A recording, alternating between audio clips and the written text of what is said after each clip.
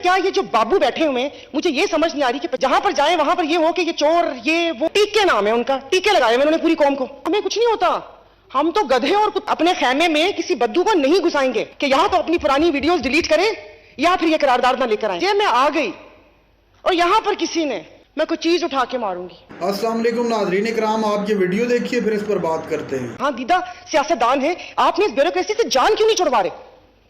सारी गालियां, क्योंकि अब इन 4 सालों में हो गए, शुरू में थोड़े जज्बात और थे, सोच और थी, इस 5वें साल समझ आई है कि यहां पर बैठे लोगों का तो इतना कसूर है ही नहीं। यहां पर बैठे इन लोगों का इतना कसूर, तो कब हम उनके चुंगल से आजाद होंगे?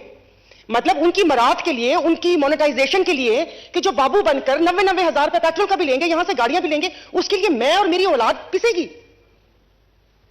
यहां पे रहने जोगा आपने पाकिस्तान, मतलब अभी यहां पर बहुत अच्छी बात है, हमारे वजीर दिफा साहब ने कर ली, उन्होंने माजरत कर ली, और मेरी अदी नफीसा शाह का कल बहुत अच्छा उन्होंने एक उससे वो किया था कि ये एक बयान कहां ले जाएगा, जैसे कि एक गुलाम सरवर साहब का बयान था।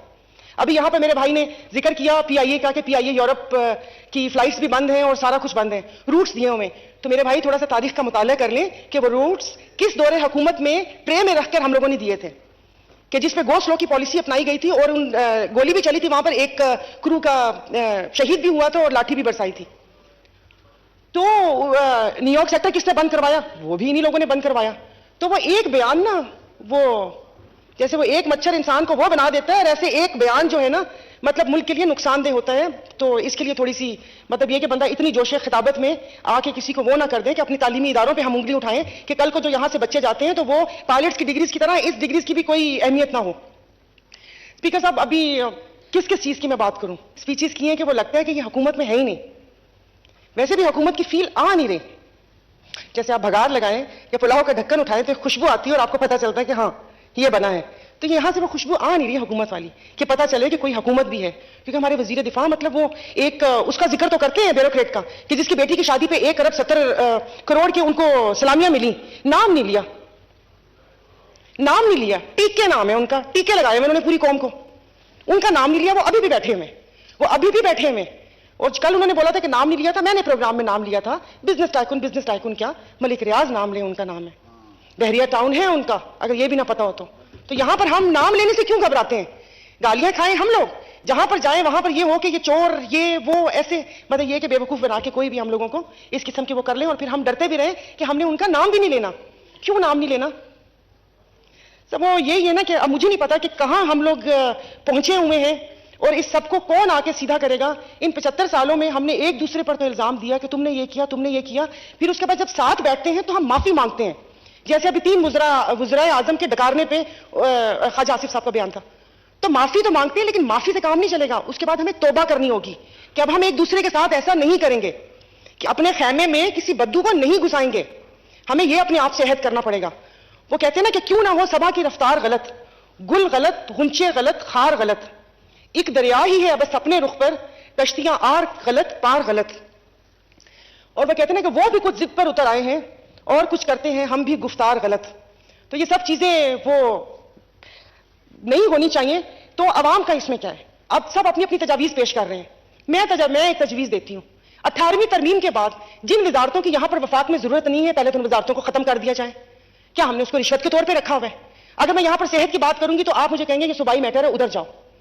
तालीम की बात करूंगी तो आप कहेंगे सूबाई मैटर है, उधर जाओ। 2-3 और वजारतें आप कहेंगे ये सूबाई मैटर है। सूबाई मैटर है तो यहां जो वजारतें हैं, मतलब यहां पर क्या करने के लिए वो वजारतें दी हुई हैं, उनकी पूरा जो वजारतों के ऊपर लग रहा है उनका ये वो सारा कुछ, ये मतलब अब मैं क्यों दूं या मेरी गरीब आवाम क्यों दे?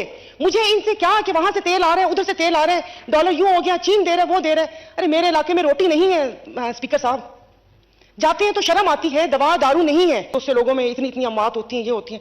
हमें कुछ नहीं होता, हम तो गधे और कुत्ते। हम पाकिस्तानी तो वो खा चुके हैं, हम नकली दवाइयां खा चुके हैं। मेडिसिन जी शाहीन से ली थी मैंने, ट्रेवियामेट, कड़वी थी, कराची वाली कड़वी नहीं है, पता चला वो नकली थी। दवाइयों पे जो सब्जियां खाते हैं उसके ऊपर स्प्रे होता है, क्या वो जानलेवा नहीं है? सफाई सुथराई का आलम क्या है?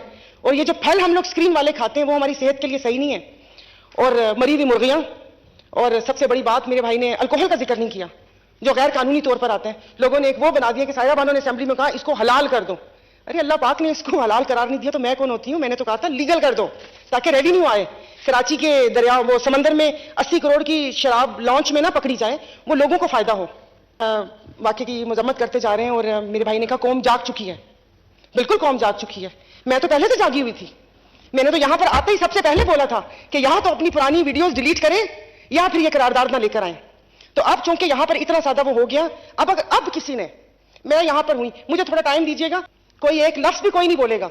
मैं कह रही हूं थोड़ा सा बजट असेंबली का तो है, थोड़ा सा बस ये कर दें कि एक जब सेशन हो तो 5-5 बादाम हर सीट के ऊपर पड़े हुए हों ताकि उसके खाने से याददाश्त सलामत रहे, उसके खाने से याददाश्त सलामत रहे। वो हम कोई वो बात ना करें या टिकटॉक या वो इंस्टा के लिए तो स्पीच करती नहीं हूं मैं, तो ना गुजरा होते हैं ना सुनते हैं। मैं तो कहती हूं कि वो पहले वाला दौर अच्छा था कि एक बादशाह बैठा था और दरबार लगा होता था, वहीं पर शिकायत करते थे, वहीं वजीर सुनते थे और वहीं पर ही हुक्म होता था सर कलम करने का और उसी वक्त मसला हल हो जाता था। अब वो और बात है कि साहिल का सर कलम हो या वजीर का हो, वो दूसरी बात है। सरकारी मुलाजमीन की तनख्वाहें बढ़ाई हैं 35%, बहुत अच्छी बात है कि पहले हमने उनकी बेइज्जती की कि ब्लैक मेलर्स यहां पर बैठे हुए, फिर उसके बाद हमने 35% तनख्वाह बढ़ा दी। तो उस 35% तनख्वाह तो बढ़ाई है, लेकिन फिर 40% महंगाई बढ़ जाएगी। तो सरकारी मुलाजमीन का तो सोच लिया, लेकिन जो प्राइवेट सेक्टर वाले लोग हैं उनका कौन सोचेगा? इन्होंने कहा कि वो कम से कम जो उजरत है वो 35,000 तक, वो देगा कौन? कि आपने कभी सिक्योरिटी गार्ड्स देखे हैं कि उनको 18-18, 20-20 हजार मिलते हैं और 12-12 हजार उनसे वो क्या कहते हैं बेगार नौकरी ली जाती है। तो उन सबको कौन देखेगा? जो घरों में काम करते हैं, जो प्राइवेट नौकर, ड्राइवर, माली, ये वो, उनकी तनख्वाहों का कौन करेगा? 35,000 वो रखी है। लास्ट टाइम तो मैंने कहा था कि 50,000 वाले का बजट बनाकर दिखा दें, कि अभी ये 35,000 वाले का बजट बनाकर दिखा सकते हैं?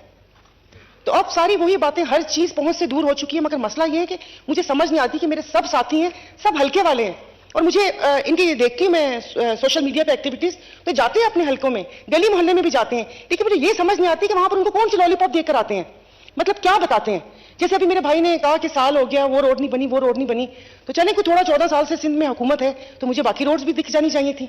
और 1 साल से आप यहां पर हैं, अगर इत्तेहाद में रहते हुए ये काम ना करवा सके तो फिर मेरा तो और बाकी जो इधर बैठे हैं उन सबका तो अल्लाह ही हाफिज है।